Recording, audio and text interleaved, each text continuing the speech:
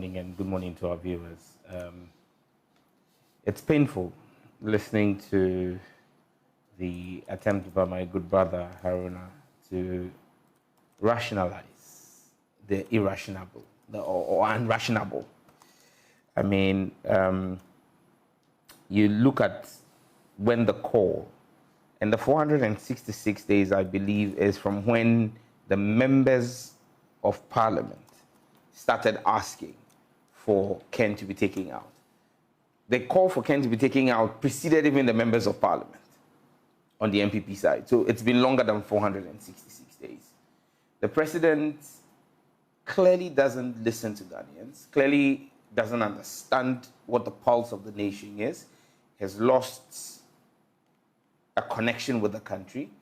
Because if we were to take the information put out by Franklin Kudjo for its value, it then supposes that the president has not done what Ghanaians wanted. Ghanaians wanted Ken Ofori-Atta out of government. He's actually been promoted and given more or less a supervisory role over the finance ministry. Because in his role to do negotiations and become basically the president's ambassador on financial matters, the finance minister works under him. Because the overarching desire of the president when it comes to the finances of our country will be run by that ambassador. So Ken has actually been promoted when we asked for him to be taken out of government. So clearly this shows you a president who is completely out of sync with the country. Again, it just shows you the dysfunction of this government and why December 7, 2024 must mark an end to this horrid chapter in our democratic journey by sending both Nana Adoo Akuffo and Dr. Bawumia home, just so that we can bring an end to the horror show that we've been subjected to for the past 7 years and 2 months. Why do I say so? President Akuffo outdoored Dr. Bawumia against the will of many stalwarts of the NPP on the basis of one thing, his economic prowess, and the fact that this was someone he trusted to be able to effect and govern with him the changes that they promised Ghanaians. In fact, there are people in the NPP and many democratic watchers who ascribe the 2016 victory of the NPP to Dr. Bawumia. In fact, the NPP as a political party has acknowledged that Dr. Bawumia's effect and role in governance, in policy issues, his lectures, his credibility, the way he was sold to Ghanaians, was a key factor why Ghanaians believed that Nana Adoo should be given a chance, not because of Nana Adoo, but because they believed that Nana Adoo was going to benefit from what Dr. Bawumia brought to the table. Now, if Dr. Bawumia, in his great speech, dubbed the next chapter, says that, in his opinion, the way to govern this country and govern it effectively is with 50 ministers. First and foremost, it raises a credibility question on Dr. Bawumia because he's part of a government and we have not heard him speak. Well, I haven't. I don't know if you have, Samson, but I have not heard Dr. Bawumia speak openly to condemn the 126 or distance himself from the decision to have 126 ministers in the first term of their government. Or whether he did same with 86. I have absolutely no evidence that suggests that Dr. Bawumia even remotely suggested his discomfort at it. In fact, in the 86, you have people who have ascribed their appointments to Dr. Bawumia, relationship with Dr. Bawumia. And the word on the street is my very good friend and big brother Amin Anta has been made Minister for Finance because he's Bawumia's right-hand man who needs to work on a transition for them.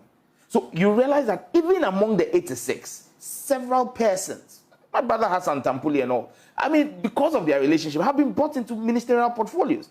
So he now telling us 50 will work the magic raises a question of even a credibility deficit on his part. But then even a bigger credibility deficit is the man who came to government or was voted for by Ghanaians because Ghanaians believed he would rely on Bawumia's advice. We are now being told by Haruna that Bawumia cannot insist, he can only assist. Fantastic punchline or sloganeering by the NPP. Haruna, you guys need to teach us how you come up with these catchy phrases. He can only assist and not insist. Well, we were told that he was coming to assist. It means that even in his assistance role, Nana Adoo no longer has trust for Bawumia's opinion. Nana Adoo no longer takes Bawumia's opinion as credible enough to even give it a chance to implement.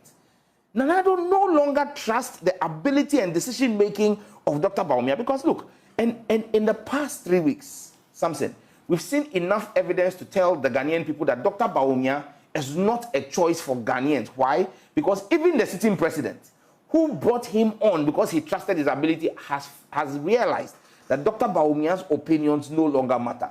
E-levy. Dr. Bawumia, if we are being told, was opposed to it. The president went ahead with it. If we are to take what Dr. Bawumia said at his lecture, bet tax, the president ignored Dr. Bawumia.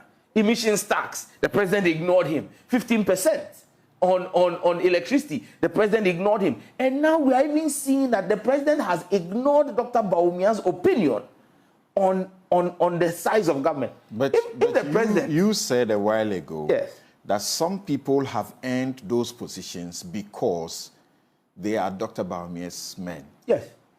So how come a person who is not listened to is able to have people in ministerial positions? That's why I raised the issue of credibility deficit, that what Dr. Bawumia says to us must not be taken at face value. We must take it that he is saying things to win power, but doesn't mean it. Because what it points to is that the 86 the president has the input of Dr. Bawumia.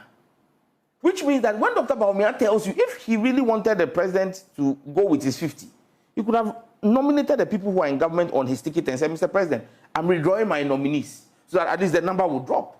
But that is where the credibility of Dr. Bawumia is called into question, that you can't really trust him. And something, the last point I want to make is that President Akuffo has shown us with this reshuffle that he doesn't care. He's checked out of the country. And the NPP is clear. It's clear in the minds of the NPP. The president no longer, he's unconcerned about whatever the challenges of Ghana are. This reshuffle is not for the governance of our country. For the next 10 months, the president is telling us that, look, the country is going to be on autopilot. It is for the political survival of the NPP. He's picked people who have lost elections. Some of these are ministers who, and look, something, you understand this democratic process. When a minister is appointed to an office, even if you are a subject area expert, it takes you at least 6 months to settle in and understand the bureaucracy and get a grasp of it. At least, no matter how good you are, it takes you 6 months to get a grasp of it. Now, some of these ministers have done this. They came in at the beginning of 2021. They've now settled in and begun. They're going to lose an election. They've lost their internal primaries. The president does a wholesale sweep of everybody who's lost the primaries, meaning those people have no political consequence to the NPP as a party. They can't bring any parliamentary seats to the table.